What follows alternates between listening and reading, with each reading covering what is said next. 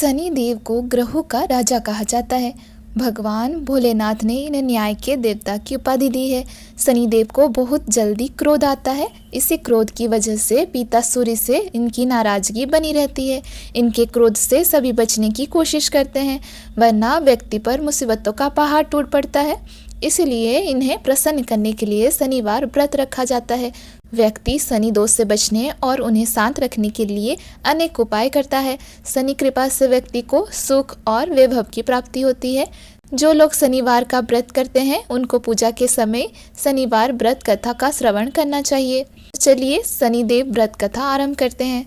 एक बार सभी 9 ग्रहों सूर्य, चंद्र, मंगल, बुध, बृहस्पति, शुक्र, शनि, राहु और केतु में बहस हो गई, कौन सबसे बड़ा है। आपस में लड़ने के बाद सभी देवराज इंद्र के पास पहुंच गए। इंद्र असमंजस की स्थिति में निर्णय नहीं दे पाए, परंतु उन्होंने सभी ग्रहों को सुझाव दिया कि पृथ्वी पर राजा विक्रमादित्य ही इसका फैसला कर सकते हैं, क्योंकि वो बहुत ही न्यायप्रिय राजा हैं। सभी पृथ्वी पर राजा विक्रमादित्य के पास गए और अपने आने का कारण बताया। राजा उनकी समस्या को सुनकर बहुत परेशान हो गए। उनका चिंतित होना लाजमी था, क्योंकि जिसको भी किसी से छोटा बताया तो वही गुस्सा कर जाएगा। राजा के काफी सोच विचार के बाद उन्हें एक उपाय सूझा। उन्होंने स्वर्ण, रजत, कांस्य, पीतल, सीसा, रांगा, जस्ता, अभ्रक और लोह से 9 सिंहासन का निर्माण कराया। उन्हें उपयुक्त क्रम में रख दिया गया। सबसे निवेदन किया गया कि क्रमानुसार सिंहासन पर आसन ग्रहण करे। शर्त रखा गया कि जो सबसे अंतिम में सिंहासन पर आसन ग्रहण करेगा वही सबसे छोटा माना जाएगा, जिसकी वजह से शनिदेव सबसे बाद में आसन प्राप्त कर सके और सबसे छोटे कहलाए। क्रोध के आवेश में आकर शनिदेव ने सोचा कि राजा ने यह सब जानबूझकर किया है। कुपित होकर राजा से कहा कि राजा तू मुझे नहीं जानता। सूर्य एक राशि में 1 महीना, चंद्रमा 2.25 महीने 2 दिन, मंगल 1.5 महीना, बृहस्पति 13 महीना, सूर्य एक राशि में 1 महीना, चंद्रमा 2.25 महीने, मंगल 1.5 महीना, बृहस्पति 13 महीने, बुध और शुक्र 1-1 महीने विचरण करते हैं। लेकिन मैं 2.5 से 7.5 साल तक रहता हूँ। मैंने बड़े बड़े का विनाश किया है। श्री राम की 7.5 आने पर उन्हें जंगल जंगल भटकना पड़ा और रावण की आने पर लंका को बंदरों की सेना से परास्त होना पड़ा। क्रोधित शनिदेव ने राजा से कहा कि अब आपको सावधान रहने की जरूरत है। इतना कहकर शनिदेव कुपित अवस्था में वहां से चले। समय गुजरता गया और काल चक्र का पहिया घूमते हुए राजा की 7.5 आ ही गई। तब शनिदेव घोड़ों का सौदागर बनकर राजा के राज्य में गए। उनके साथ अच्छे नस्ल के बहुत सारे घोड़े थे। जब राजा को सौदागर के घोड़ों का पता चला तो अश्वपाल को अच्छे घोड़े खरीदने के लिए भेजा। अश्वपाल ने कई अच्छे घोड़े खरीदे। इसके अलावा सौदागर ने उपहार स्वरूप एक सर्वोत्तम नस्ल के घोड़े को राजा की सवारी हेतु दिया। राजा विक्रमादित्य जैसे ही उस घोड़े पर बैठे, वो सरपट वन की ओर भागने लगा। जंगल के अंदर पहुंचकर वो गायब हो गया। भूख प्यास की स्थिति में राजा जंगल में भटकते रहे। अचानक उन्हें एक ग्वाला दिखाई दिया, जिसने राजा की प्यास बुझाई। राजा ने प्रसन्नता में उसे अपनी अंगूठी देकर नगर की तरफ चले गए। वहां एक सेठ की दुकान पर पहुंचकर उन्होंने जल पिया और अपना नाम बिक्का बताया। भाग्यवश उस दिन सेठ की खूब आमदनी हुई। सेठ खुश होकर उन्हें अपने साथ घर लेकर गया। सेठ के घर में खूंटी पर एक हार टंगा था, जिसको खूंटी निकल रही थी।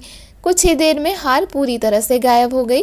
सेठ वापस आया तो हार गायब था। उसे लगा कि बिक्का ने ही उसे चुराया है। सेठ ने बिक्का को कोतवाल से पकड़वा दिया और दंड स्वरूप राजा उसे चोर समझकर हाथ पैर कटवा दिया।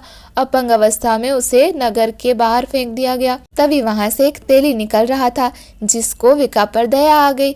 उसने बिक्का को अपनी गाड़ी में बैठा लिया। बिक्का अपनी जीभ से बैलों को हाँकने लगा। कुछ समय पश्चात राजा की शनि दशा समाप्त हो गई। वर्षा काल आने पर बिक्का मल्हार गाने लगा। एक नगर की राजकुमारी मन भावनी ने मल्हार सुनकर मन ही मन प्रण कर लिया कि जो भी इस राग को गा रहा है वो उसी से ही विवाह करेगी।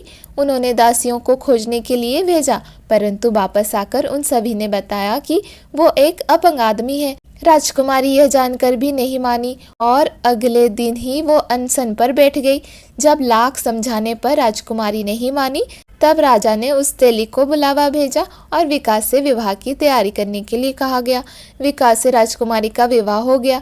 एक दिन विकास के स्वप्न में शनिदेव ने आकर कहा, देखा राजन, तुमने मुझे छोटा बताकर कितना दुख झेला है। राजा ने क्षमा मांगते हुए हाथ जोड़कर कहा कि हे शनिदेव, जैसा दुख मुझे दिया है किसी और को ऐसा मत देना। शनिदेव इस विनती को मान गए और कहा कि मेरे व्रत और कथा से तुम्हारे सारे कष्ट दूर हो जाएंगे। जो भी नित्य मेरा ध्यान करेगा और चींटियों को आटा डालेगा, उसकी सारी मनोकामनाएं पूर्ण हो जाएगी। शनिदेव ने राजा को हाथ पैर भी वापस दिए। दूसरे दिन जब सुबह राजकुमारी की आंख खुली तो वो आश्चर्यचकित हो गई। विका ने मनभावनी को बताया कि वो उज्जैन का राजा विक्रमादित्य है। मनभावनी खुशी से फूले नहीं समा रही थी। राजा और नगरवासी सभी अत्यंत प्रसन्न हुए। सेठ ने जब ये सुना तो वो पैरों पर गिरकर क्षमा मांगने लगा। राजा ने कहा, यह सब शनिदेव के कोप का प्रभाव था और इसमें किसी का कोई दोष नहीं है। सेठ ने निवेदन करते हुए कहा कि मुझे शांति तभी मिलेगी जब आप मेरे घर चलकर भोजन करेंगे। सेठ ने कई प्रकार के व्यंजनों से राजा का सत्कार किया। जब राजा भोजन करे तभी जो खूंटी हार निकल गई थी वही अब उसे उगल रही थी। सेठ ने अनेक मोहरे देकर राजा का धन्यवाद किया और अपनी कन्या सिकंबरी से पाणी ग्रहण का निवेदन किया। राजा ने सहर्ष स्वीकार कर लिया। राजा अपनी दोनों रानियों मनभावनी और श्रीकंबरी को लेकर उज्जैनी नगरी लौट आए। सारे नगर में दीपमाला और खुशी मनाई। राजा ने घोषणा करते हुए कहा कि मैंने शनिदेव को सबसे छोटा बताया था, लेकिन असल में वही सर्वोपरि है। तब से सारे राज्य में शनिदेव की पूजा और कथा नियमित होने लगी। सारी प्रजा के बीच खुशी और आनंद का वातावरण बन गया।